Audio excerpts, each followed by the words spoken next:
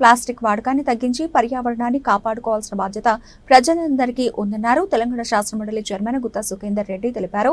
Plastic వాడకం వలన పరిసరాలు అపరిశుభ్రంగా మారి కలుషితం అవుతున్నాయని ఆయన చెప్పారు. ప్లాస్టిక్ వాడకాన్ని తగ్గించే విధంగా తెలంగాణ ప్రభుత్వం జూట్ బ్యాగుల వాడకంపై అవగాహన కల్పించేందుకు కార్యక్రమానికి శ్రీకారం చుట్టిందని ఇది శుభ పరిణామమని ఆయన తెలిపారు.